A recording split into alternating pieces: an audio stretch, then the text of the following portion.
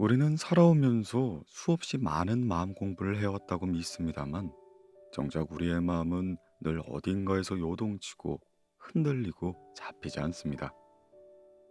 누군가의 한마디에 무너지고, 한순간의 분노에 스스로를 잃어버리고, 붙잡고 싶은 것 앞에서 더 깊이 집착하며 괴로워하기도 하죠. 반갑습니다. 고독한 낭독회입니다. 오늘은 그 흔들리는 마음의 실체를 조용히, 그리고 조금 더 깊게 들여다보려고 합니다.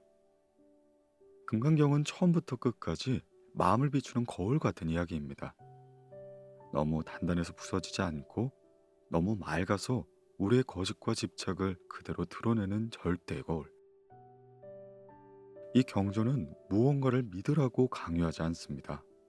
오히려 우리가 지금 믿고 있는 모든 확실함을 천천히 내려놓게 만들죠.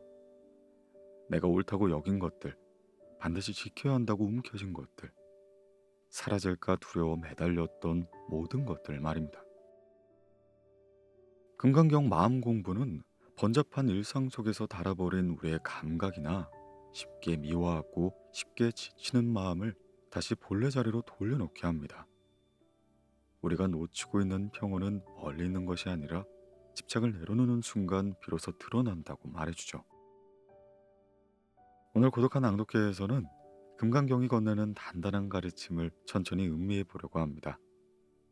네, 그럼 금강경 마음 공부, 오늘 고독한 낭독회에서 잠시 만나보시죠.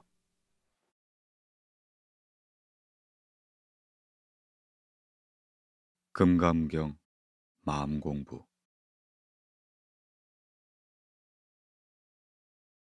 어떻게 모든 현상을 번개처럼 꿰뚫어보고 마음이 다이아몬드처럼 단단해질까? 금강경의 정식 제목은 ንም당 금강 반야 바라밀경입니다. 불교에서 굉장히 중요한 경전이며 불교학의 근본이 되는 교법을 담고 있죠. 이 경전에는 무슨 이야기를 하고 있을까요? 금강에는 두 가지 의미가 있습니다. 하나는 모든 것을 꿰뚫을 수 있는 빠르고 맹렬한 번개란 뜻이고, 또 하나는 가장 단단한 암석인 다이아몬드란 뜻입니다. 한마디로 금강경은 온갖 번뇌가 찾아와도 빠른 번개가 내리꽂듯 깨트려 날려버릴 수 있으며, 그렇게 하고 나면 마음이 다이아몬드처럼 단단해져서 그 어떤 번뇌에도 흔들리지 않을 수 있다고 말합니다. 그러면 어떻게 해야 번개처럼 단숨에 갖가지 현상의 진정한 모습을 꿰뚫어 볼 수 있을까요? 또 어떻게 해야 단단한 다이아몬드처럼 어떤 사물과 관념에도 흔들리지 않을 수 있을까요? 이 질문에 대해 금강경이 제시한 해답은 바냐바라밀이 됩니다. 바라밀이란 피 안에 도달한다는 뜻이고, 바냐란 지혜를 의미하죠. 바냐바라밀이란 피 안에 도달하는 지혜가 되는 겁니다. 즉 금강경은 피 안에 도달하는 지혜를 통해 세상의 온갖 헛되고 망령한 것들을 없애고 최종적인 해탈을 얻어야 한다고 말합니다. 금강경은 반야바라밀, 즉 지혜에 관한 책입니다. 왜 불교에선 지혜라는 말을 놔두고 굳이 반야라고 할까요? 이는 불교에서 말하는 지혜가 우리가 일반적으로 알고 있는 지혜와는 다르기 때문입니다. 우리가 보통 말하는 생활의 지혜는 불교의 관점에서 보면 그저 똑똑함이나 먹고 살기 위한 수단일 뿐입니다. 어떻게 하면 돈을 벌 수 있는지, 어떻게 하면 승진할 수 있는지 알려주는 책들도 지혜를 알려준다고 말하지만, 사실 그것은 지혜가 아닌 똑똑함인 거죠. 불교에서 말하는 지혜란 세상의 모든 도리를 알고 세상의 모든 것에 집착하지 않으며 오로지 최고의 정신적인 경지만을 추구하는 것입니다. 이 세상의 무언가에 연연하지 않으며 어떻게 피 안에 도달할 수 있는가에만 관심을 가지는 거죠. 이 피 안에 도달하는 법을 깨닫고 나면 잡다한 세상 사는 근심할 가치도 없는 하찮은 것들임을 알게 될 것입니다. 불경 가운데 반야에 대해 이야기하는 것을 반야경이라고 하는데, 당나라 때 현장이 반야경을 전부 모아 대반야경을 편역해냈습니다. 대반야경은 600권에 달하는 방대한 양으로 16종의 경전이 수록되어 있죠. 그리고 금강경은 그 중에 하나이며 아마도 최초의 반야경일 것입니다. 석가모니는 네 곳에서 열린 16번의 설법을 통해 반야에 대해 모두 설명했습니다. 첫 번째부터 여섯 번째, 15번째 설법은 왕사성의 영치봉에서 열렸고, 일곱 번째부터 아홉 번째, 그리고 11번째부터 14번째까지는 사이국 기수급 고도관에서 열렸습니다.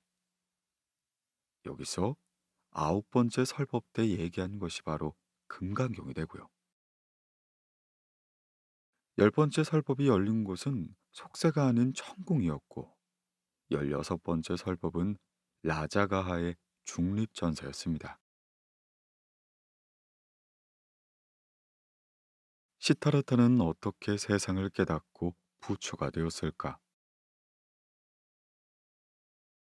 석가모니는 원래 왕자였습니다.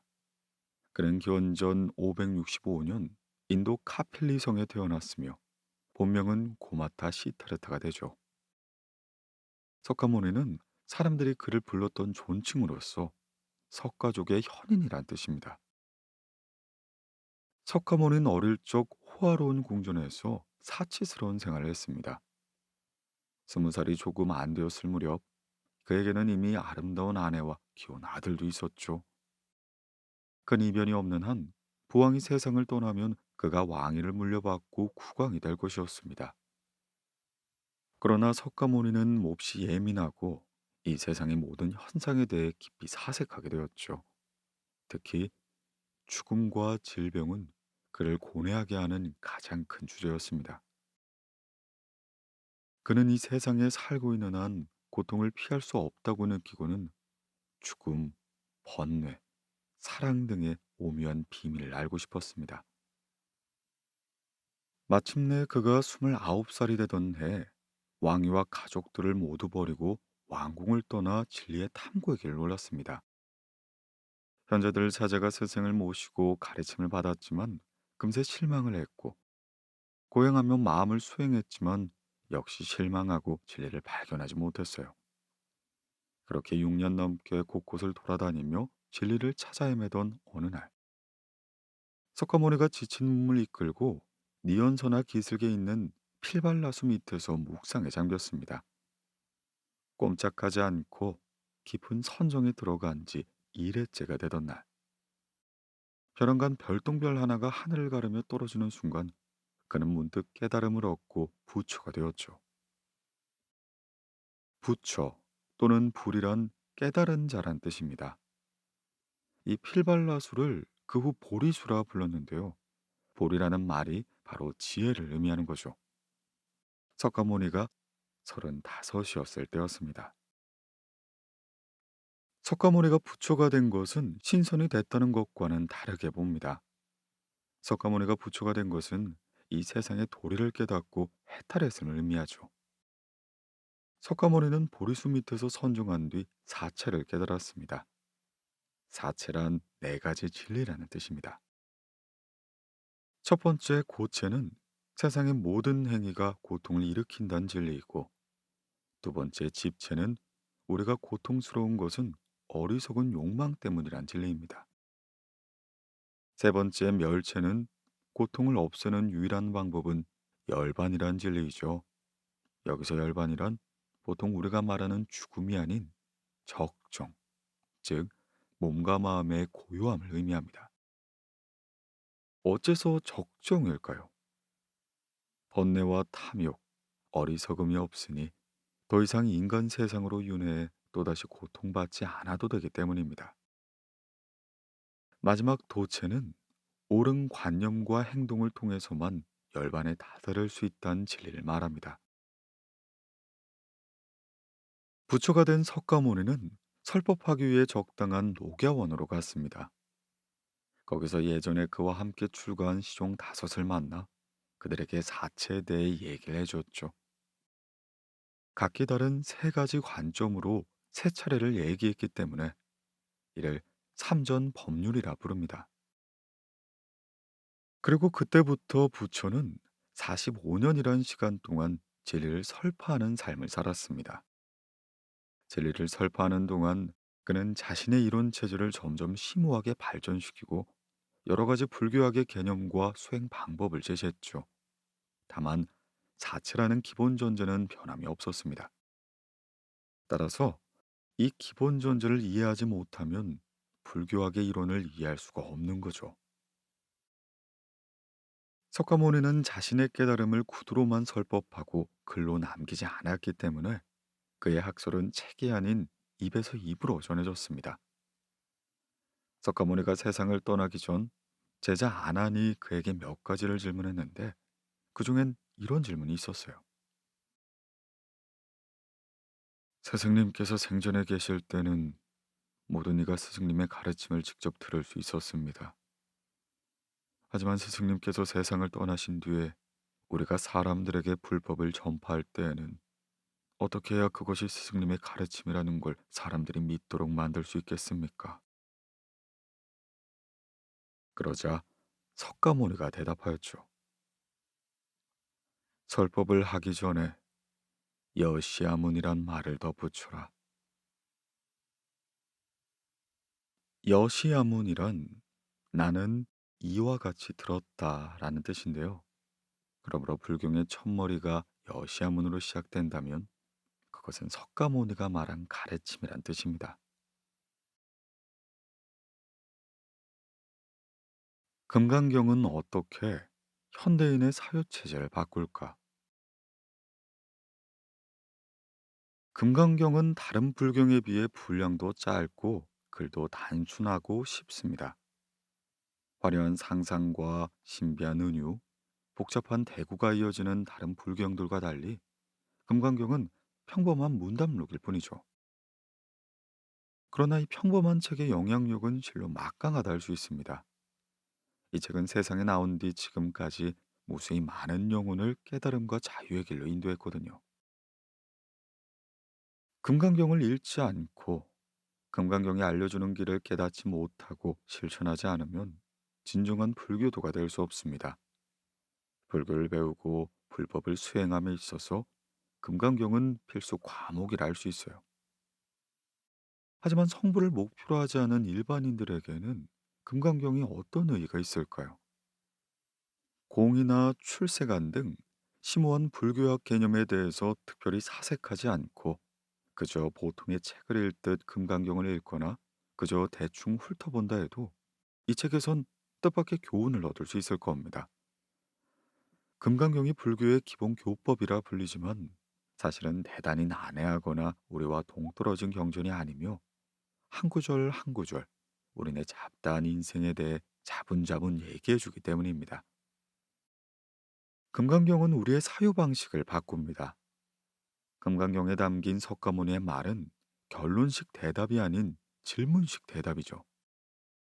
대답을 하면서도 계속 질문해서 질문한 사람을 생각하게 합니다. 금강경에 담긴 부처의 말에 큰 관심이 없는 사람도 그 속에 담긴 질문식 사유 방식을 배운다면 그것만으로 큰 배움이라 할 수 있습니다. 살면서 항상 질문하고 시시때때로 돌이켜 생각한다면 점점 지혜로워지는 자신을 발견하게 될 것이죠. 질문을 하면 통찰력을 기를 수 있고 무엇을 보든 경솔하게 결론을 내리지 않을 수 있습니다. 금강경은 더 성공하고 더 건강하게 만듭니다. 물론 금강경을 읽는다고 바로 돈을 더 많이 벌 수도 더 좋은 직장을 구할 수 있는 것도 불치병을 고칠 수 있는 것은 아니죠. 하지만 그저 가볍게 읽는 것만으로도 기존의 습관적인 사유 방식에서 벗어나 더 넓게 생각할 수 있는 겁니다. 마음이 훨씬 온화해지고 이런 변화가 생활까지 바꿔놓는 거죠. 그러므로 금강경을 읽으면 사회에서 더 성공하고 일이 더 순조로워지며 몸이 더 건강해진다는 말도 크게 틀리지 않겠죠. 무엇보다 중요한 것은 금강경을 읽으면 실패를 맞닥뜨렸을 때 우울해지지 않을 수 있다는 점입니다. 눈앞에 보이는 실패는 그저 가상이고 게임이라는 것을 알고 있으므로 가상 때문에 쓰러지지 않을 수 있고, 반대로 성공했을 때에도 성공이 가상이자 게임이라는 것을 알기 때문에 그 게임에 미혹되지 않을 수가 있습니다. 그리고 이러한 힘은 인생을 근본적으로 바꿔주는 거죠. 금강경은 속세도, 언어의 세계도 아닌 이 세상 밖의 다른 세상, 언어 밖의 다른 세상을 가리키고 있습니다. 그 세상은 아인슈타인이 말한 오묘함이자 눈에 보이지 않고 경험해보지 못한 오묘함일 겁니다. 금강경은 마법의 주문도 아니고 신화도 아니며 진실한 모습을 알려주는 안내서입니다. 금강경을 읽는 것은 학문이 아닌 수행입니다. 마음을 빠르고 맹렬한 번개나 단단한 다이아몬드로 만들어 어떠한 형태의 관념에도 유혹당하지 않고 번뇌하지 않으며 분명하게 들여다보고 본질을 꿰뚫어 보게 만듭니다. 금강경을 읽는다면 이 세상의 모든 형태와 관념에 흔들리지 않고 자신의 본래 모습 안에서 평온하게 머물며 생명 자체의 희열을 느끼게 될 거죠.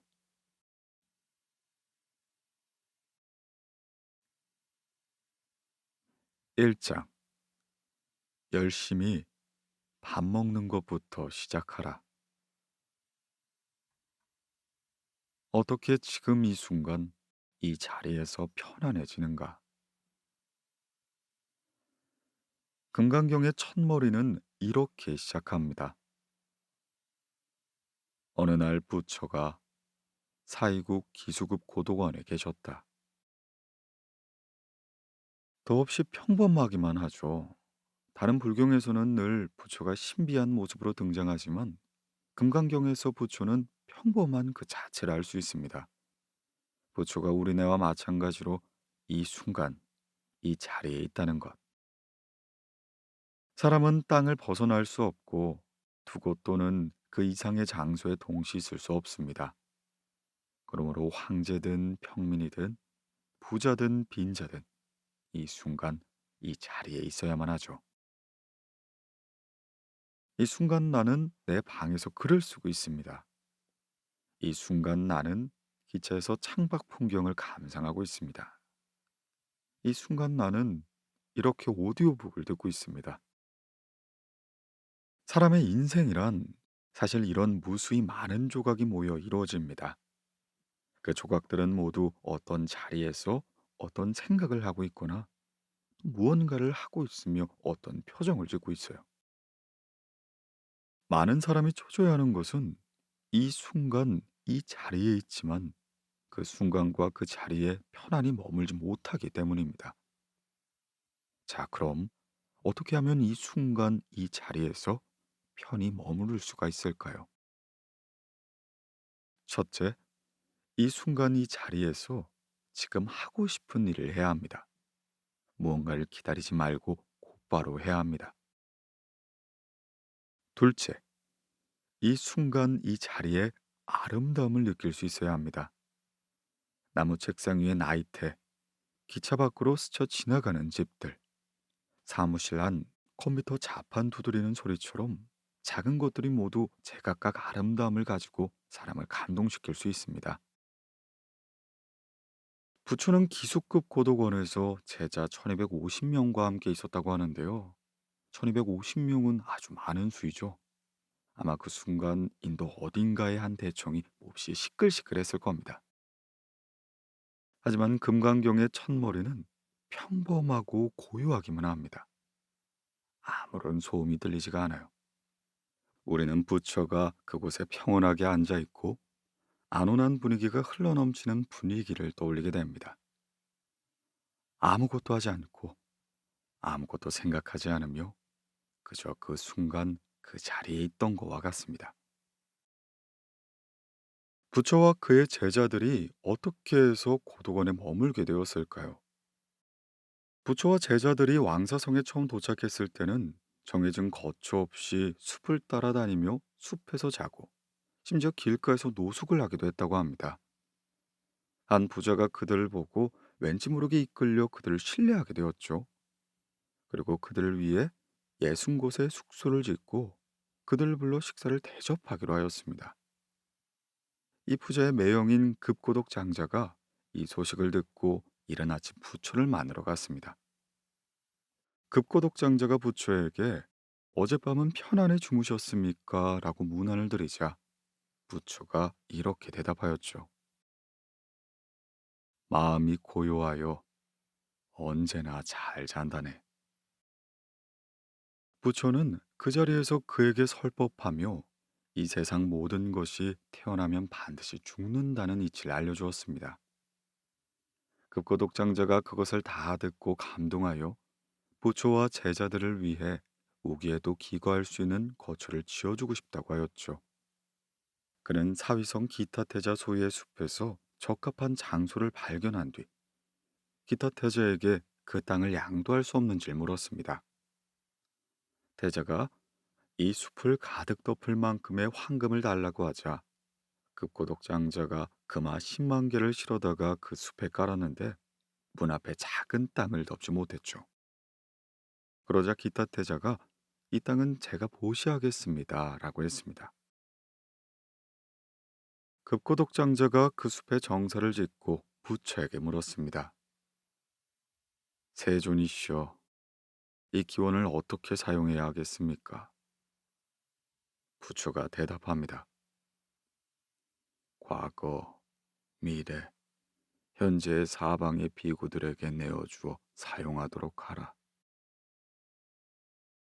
석가모니가 성불한 뒤 각지를 돌아다니며 불법을 널리 전파했는데 특히 왕사성의 기원에서 주로 설법을 하였습니다. 그중 사위성의 기원이 바로 금강경에 나오는 기수급 고도원이 되죠.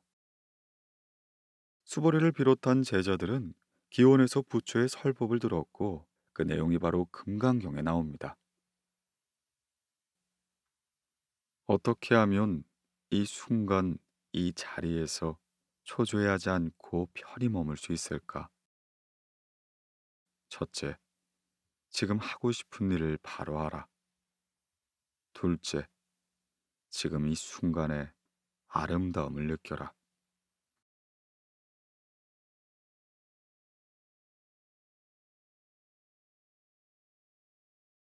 밥벌이란 무엇인가?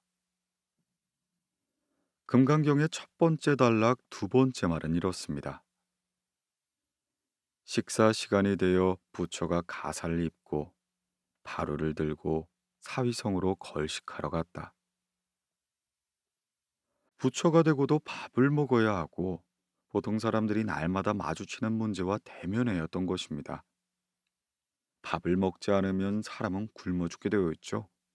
속담에서도 사람이 살아있는 한 밥 한 입은 먹어야 한다고 하였습니다. 원시 시대의 인간은 숲에서 사냥을 하고 강에서 낚시를 해서 먹을 것은 얻었지만 문명 시대에선 일을 해야만 먹을 것을 얻을 수가 있습니다. 부처는 어떻게 했을까요? 그가 우리처럼 날마다 회사에 출근해서 월급을 받았을 리가 없고 원신처럼 벌판을 누비며 사냥했을 리도 없습니다. 그는 아무것도 하지 않고 아무것도 생각하지 않고 그저 앉아 있다가 배가 고프면 가가호호 돌아다니며 걸식을 하였습니다. 걸식이란 글자 그대로 해석하면 구걸이지만 부처의 걸식은 보통 말하는 구걸과는 다릅니다. 첫째, 부처의 걸식은 살기 위해 어쩔 수 없이 존엄을 포기하고 먹을 것을 구한 것이 아니다. 둘째, 부처는 부자들에게만 구걸한 것이 아니라 빈부의 차별 없이 집집마다 돌아다니며 걸식하였다. 이것은 부처가 창안해낸 생활 방식입니다. 배고픔을 해결하면서도 생계유지란 구렁텅이에 빠지지 않을 수 있으므로 무엇보다 자기 자신에게 이롭지만 또 한편으론 남에게도 이로운 거죠. 불교에서 보시는 해탈하기 위한 중요한 방법 중 한 가지인데요. 육도, 즉 보살이 열반에 이르기 위해 지켜야 할 6가지 덕목인 보시, 지계, 인욕, 정진, 선정, 반야 중 제1도가 바로 보시가 됩니다. 따라서 걸식을 하는 것은 남에게 보시할 기회를 주는 것이므로 남을 이롭게 한다는 거죠. 걸식을 화연으로 번역하면 부처의 원래 뜻에 더 가깝습니다. 화연, 중생을 교화하는 인연. 부처는 이런 방식으로 자연스럽게 속세의 생계 문제에 해탈하였습니다. 그러자 하루 세 끼를 걱정할 필요가 없어졌고 입을 것, 살집을 걱정할 필요가 없어졌습니다. 성경 마태복음에서도 이렇게 말하죠. 목숨을 위하여 무엇을 먹을까, 무엇을 마실까, 몸을 위하여 무엇을 입을까 염려하지 말라. 공중의 새를 보라. 심지도 않고 거두지도 않고 창고에 모아두지도 아니하며 몸이 의복보다 중하지 아니하다. 들판의 백합화가 어떻게 자라는지 생각해봐라. 수고도 아니하고 길쌈도 아니하느니라. 옛날 일본 작가 가모도 초메이는 응거생을 하였습니다. 그도 자신의 수필집 빙장기에서 남을 위해 속세에서 바쁘게 달리는 것이 애처롭고 가련하구나라면서 그럴 필요가 없으며 물고기와 새의 자유로움을 배우라고 하였습니다. 걸식은 생존 수단을 가장 간소한 것이자 자신의 지위를 가장 낮은 곳까지 낮춘 것입니다. 이렇게 가장 간소하고 낮은 차원에서는 물질과 욕망의 걸림돌이 되지 못하므로 정신적으로 가장 자유로워질 수가 있는 거죠. 부처는 이처럼 어딘가에 앉아서 도둑이 들어 집에 있는 물건을 훔쳐가지 않을까, 몸에 가진 재물을 누가 뺏어가지 않을까, 일자를 잃지 않을까, 내일의 생계는 또 어떻게 꾸려야 할까 따위의 걱정을 하지 않았던 것입니다. 그는 이미 빈털털이었습니다. 배가 고프면 집집마다 돌아다니며 먹을 걸 구걸하였죠. 먹을 것을 주면 받고 주지 않으면 떠났습니다. 그는 언제나 차분하고 또 평화로웠습니다. 생존 수단을 간소화하고 자신의 지위를 낮은 곳까지 낮추어라. 이렇게 간소하고 낮은 차원에서는 물질과 욕망이 걸림돌이 되지 못하므로 정신적으로 가장 자유로워질 수 있다.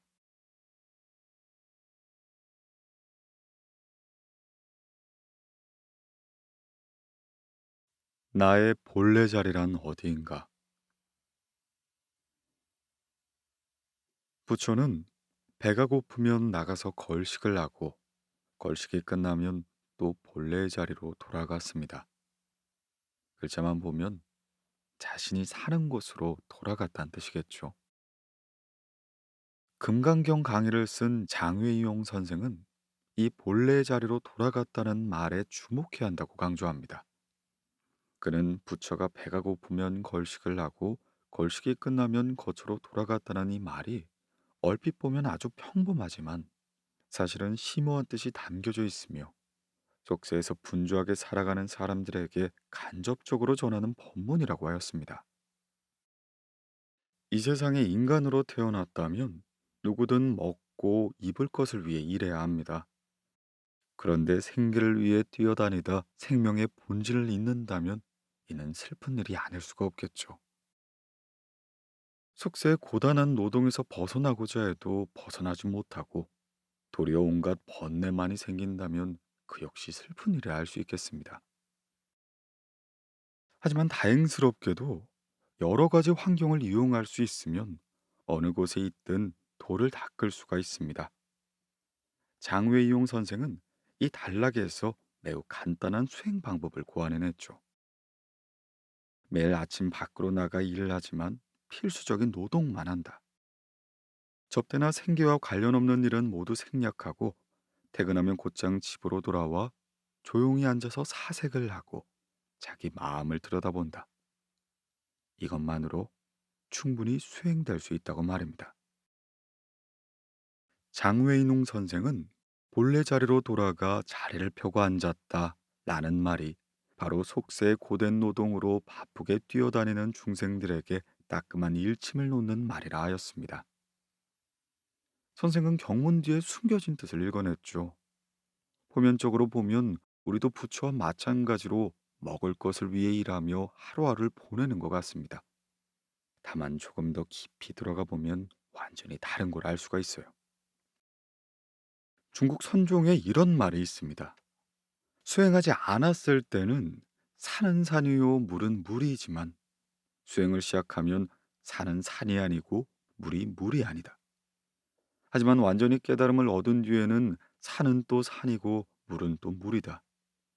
산과 물은 원래 산과 물로 돌아갔지만 그 깊이와 경지에는 예전 그대로일 수가 없다 말이죠. 부처가 깨달음을 얻은 뒤 매일의 일상도 보통 사람의 일상과 똑같았지만 사실은 완전히 달랐다는 거죠.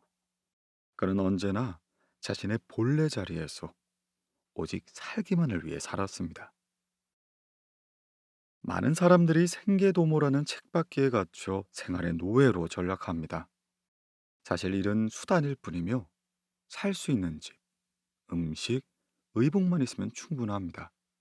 하지만 어느새 일이 목적이 되고 평생 좋은 자리를 얻거나 지키기 위해 혹은 높은 연봉을 받거나 지키기 위해 아등바등 애를 쓰며 살아갑니다.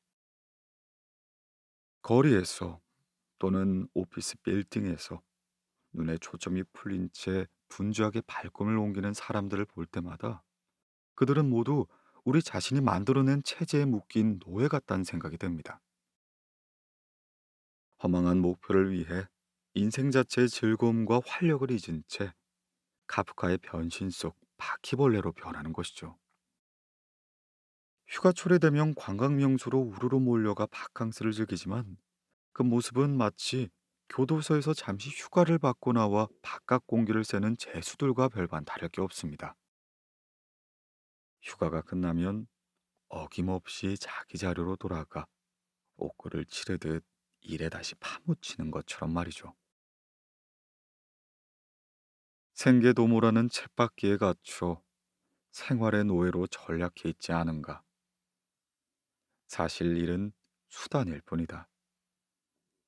살 수 있는 집, 음식, 의복만 있으면 충분하다. 자신의 본래 자리를 깨달아 돌아가라.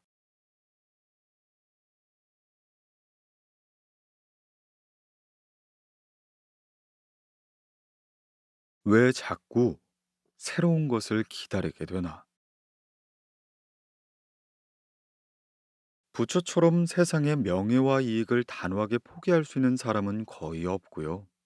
그처럼 집집마다 돌아다니며 걸식을 하고 절에 가서 수행에 집중할 수 있는 사람도 거의 없습니다.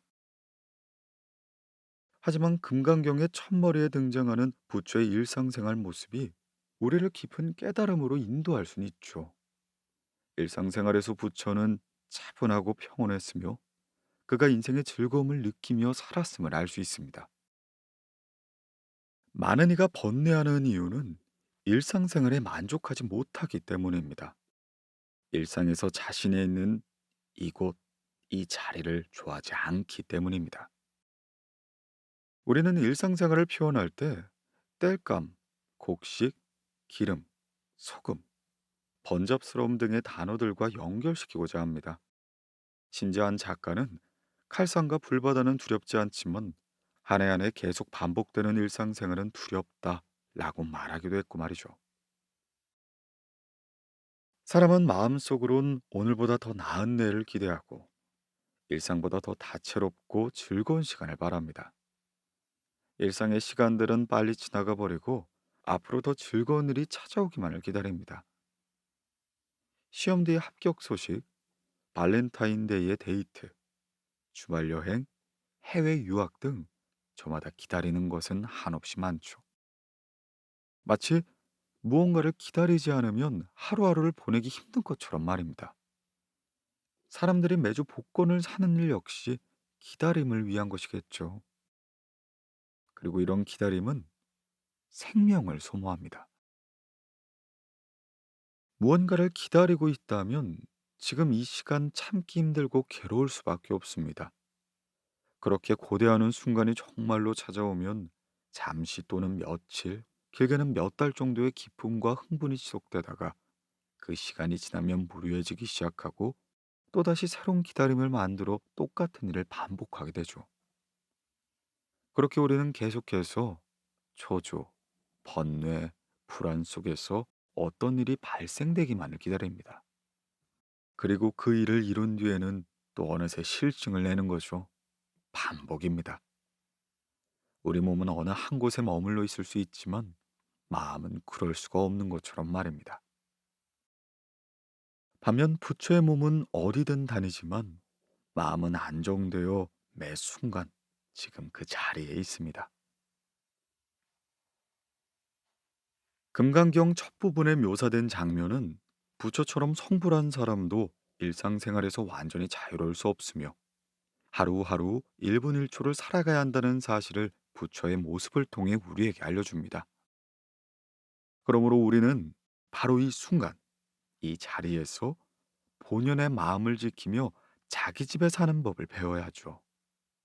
바로 여기서 집이란 우리가 거주하는 집을 의미하는 것이 아닌 언제 어디서든 지혜와 통찰을 잃지 않는 또렷한 상태를 유지해야 한다는 뜻입니다. 기다림은 생명을 소모한다.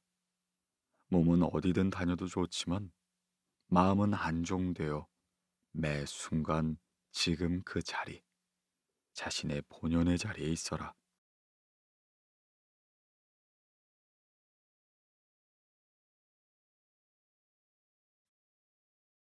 세상에 변하지 않는 것은 무엇인가? 부처는 사람들에게 단박하게 살라고 말하고 있을까요? 현재 안주하고 지금 이곳에 머무르는 것이 단박함일까요? 이는 아주 복잡한 문제입니다. 금강경을 다 읽은 뒤 이 문제를 다시 생각해 본다면 아마 더 분명한 대답을 얻을 수가 있겠죠. 여기서 짚고 넘어가야 할 것은 금강경의 첫머리에서 보여준 부처의 평범한 모습이 그가 오랫동안 찾아 헤맨 뒤에 얻어낸 것이란 사실입니다.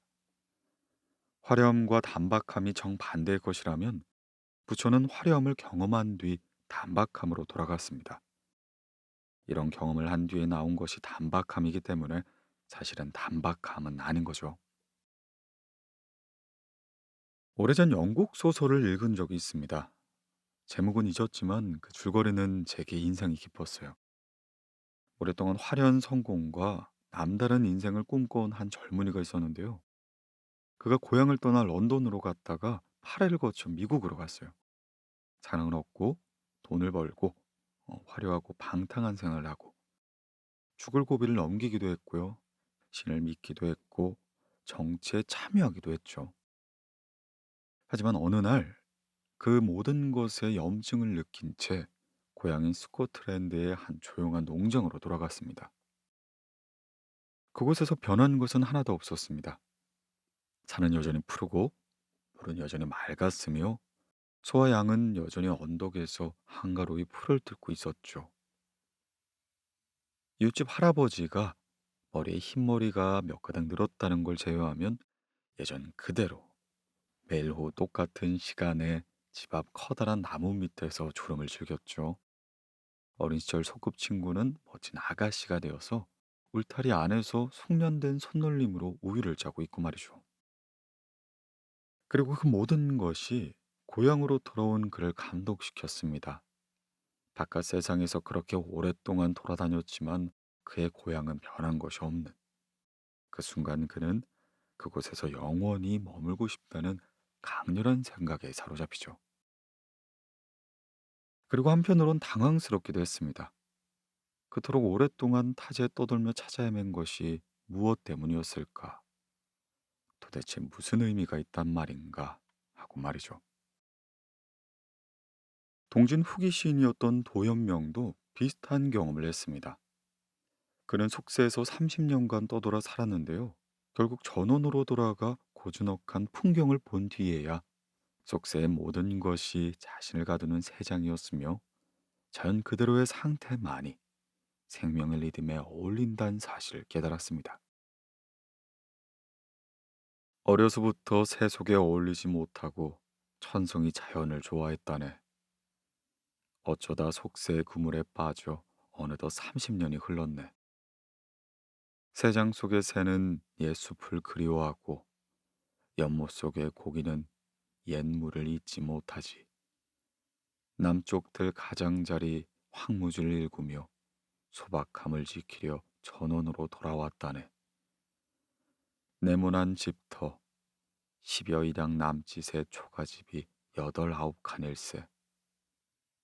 느릅나무, 버드나무 그늘이 뒤뜰 처마를 덮고 복숭아 자두나무 앞들에 늘어섰네.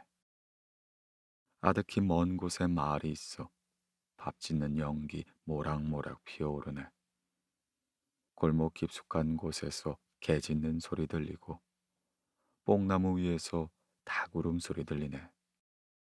집안의 속세에 번잡함이 없고 텅 빈 방에는 한가로움이 넘치네.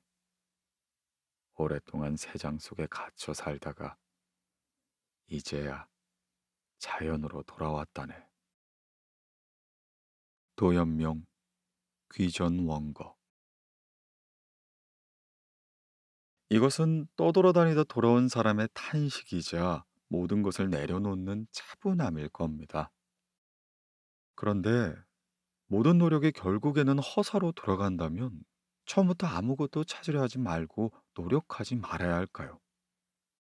홍루몽에서 임대옥이 말한 것처럼 모든 것은 결국에 흩어짐으로 아예 모이지도 말아야 할까요? 다만 사람이 살면서 오로지 본성과 생명을 지키는 일에만 집착하고 삶의 질을 간과한다면 아무리 100살까지 산들 무슨 의미가 있겠습니까? 어느 경서에선 이런 말이 나옵니다.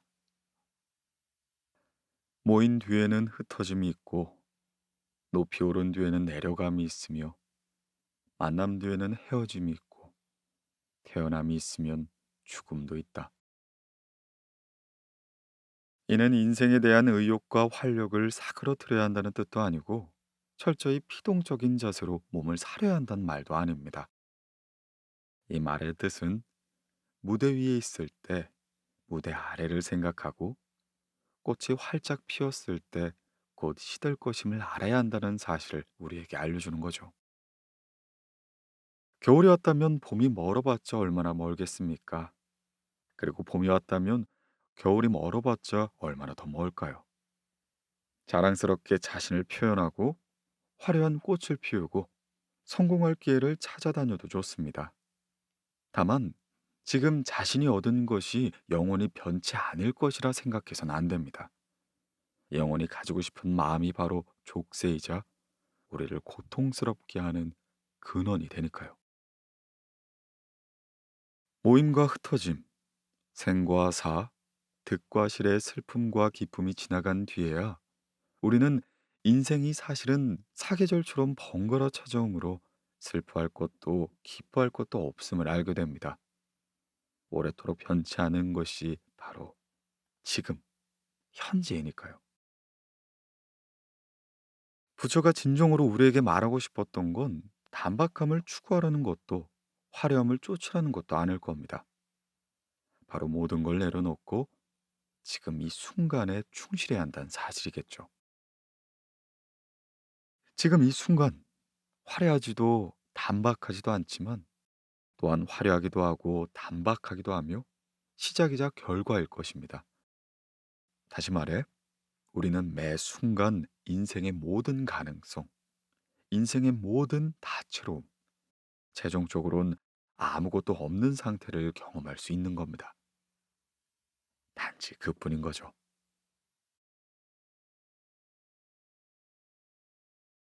오래도록 변치 않는 것은 바로 지금 현재이다. 하지만 우리는 속세에서의 격렬한 방황을 겪은 뒤에야 고개를 돌려 지금을 바라볼 수 있다.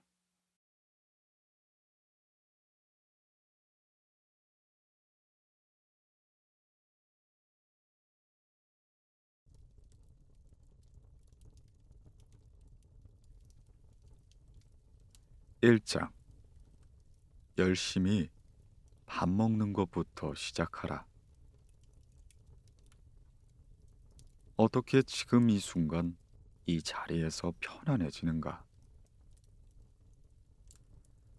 금강경의 첫머리는 이렇게 시작합니다. 어느 날 부처가 사이국 기수급 고도관에 계셨다. 더없이 평범하기만 하죠. 다른 불경에서는 늘 부처가 신비한 모습으로 등장하지만 금강경에서 부처는 평범한 그 자체를 알 수 있습니다.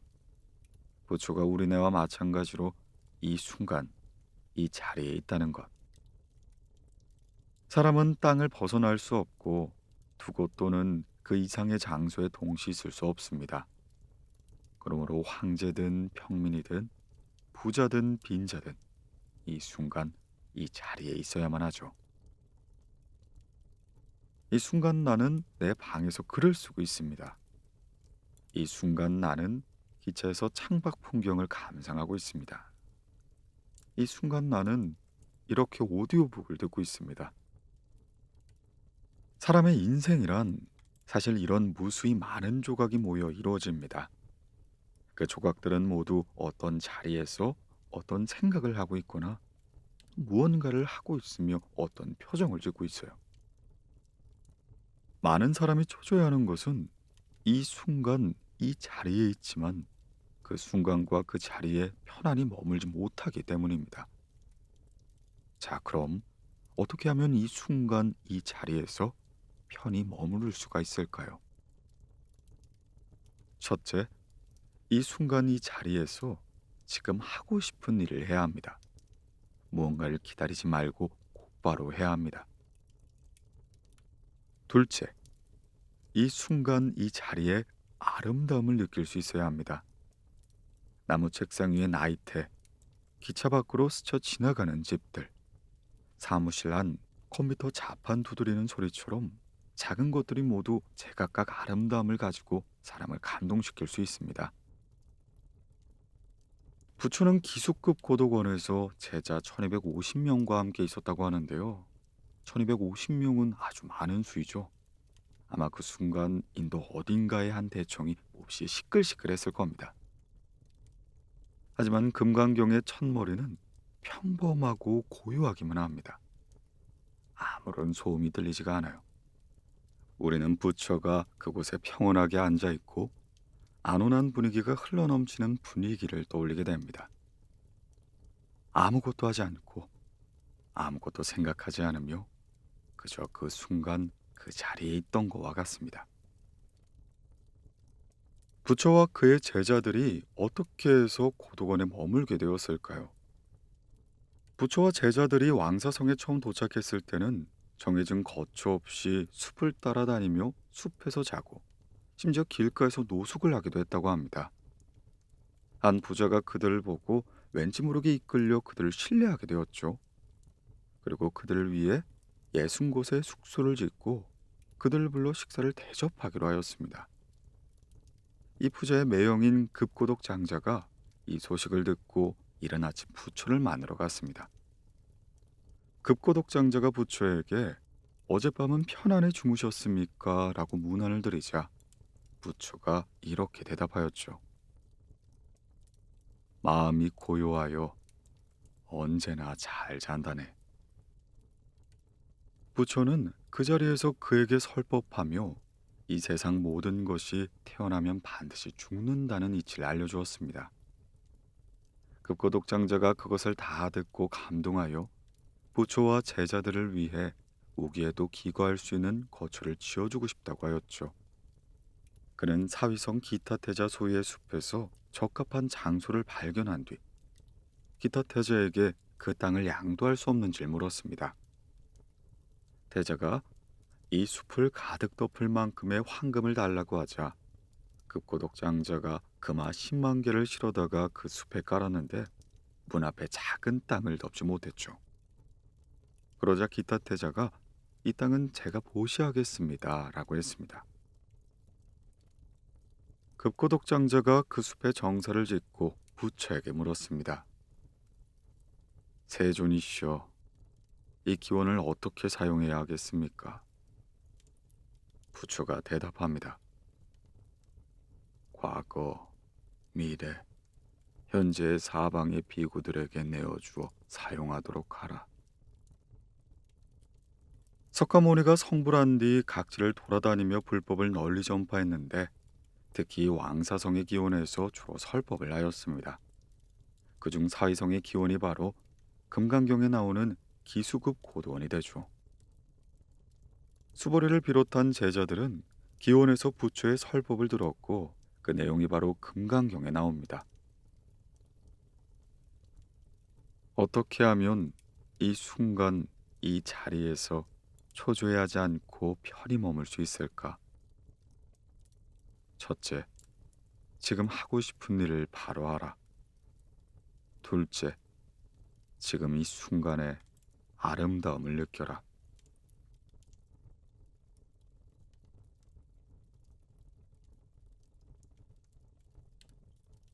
밥벌이란 무엇인가? 금강경의 첫 번째 단락 두 번째 말은 이렇습니다. 식사 시간이 되어 부처가 가사를 입고 바루를 들고 사위성으로 걸식하러 갔다. 부처가 되고도 밥을 먹어야 하고 보통 사람들이 날마다 마주치는 문제와 대면해야 했던 것입니다. 밥을 먹지 않으면 사람은 굶어 죽게 되어 있죠. 속담에서도 사람이 살아있는 한 밥 한 입은 먹어야 한다고 하였습니다. 원시 시대의 인간은 숲에서 사냥을 하고 강에서 낚시를 해서 먹을 것은 얻었지만 문명 시대에선 일을 해야만 먹을 것을 얻을 수가 있습니다. 부처는 어떻게 했을까요? 그가 우리처럼 날마다 회사에 출근해서 월급을 받았을 리가 없고 원신처럼 벌판을 누비며 사냥했을 리도 없습니다.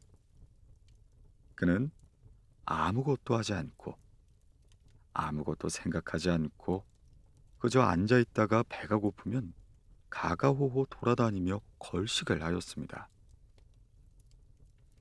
걸식이란 글자 그대로 해석하면 구걸이지만 부처의 걸식은 보통 말하는 구걸과는 다릅니다.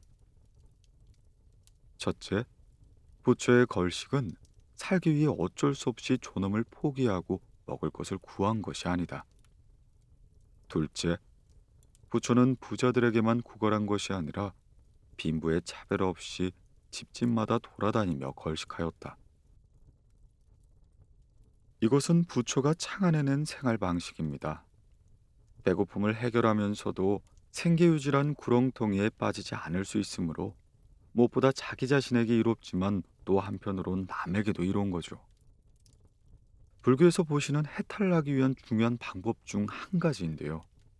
육도, 즉 보살이 열반에 이르기 위해 지켜야 할 6가지 덕목인 보시, 지계, 인욕, 정진, 선정, 반야 중 제1도가 바로 보시가 됩니다.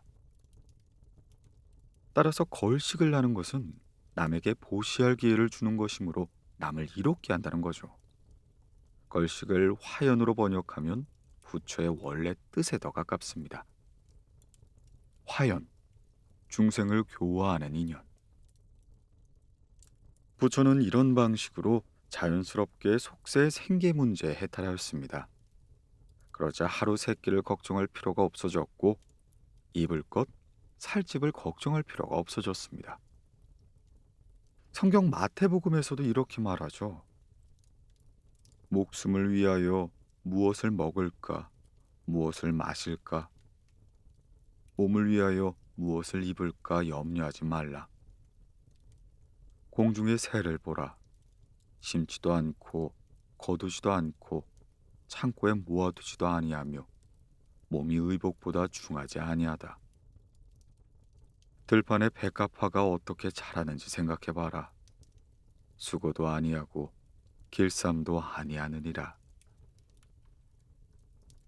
옛날 일본 작가 가모도 초미에는 응거생을 하였습니다. 그도 자신의 수필집 빙장기에서 남을 위해 속세에서 바쁘게 달리는 것이 애처롭고 가련하구나 라면서 그럴 필요가 없으며 물고기와 새의 자유로움을 배우라고 하였습니다. 걸식은 생존 수단을 가장 간소한 것이자 자신의 지위를 가장 낮은 곳까지 낮춘 것입니다. 이렇게 가장 간소하고 낮은 차원에서는 물질과 욕망의 걸림돌이 되지 못하므로 정신적으로 가장 자유로워질 수가 있는 거죠.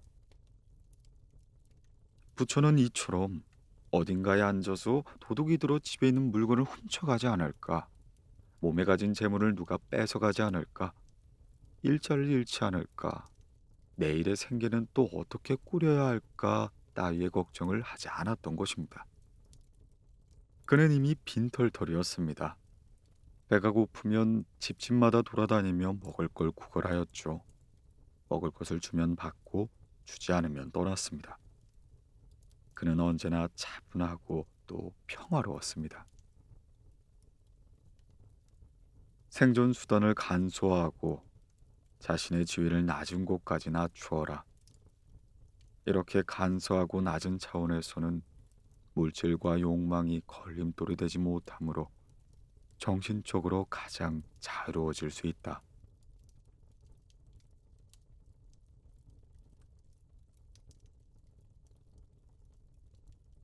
나의 본래 자리란 어디인가? 부처는 배가 고프면 나가서 걸식을 하고 걸식이 끝나면 또 본래의 자리로 돌아갔습니다.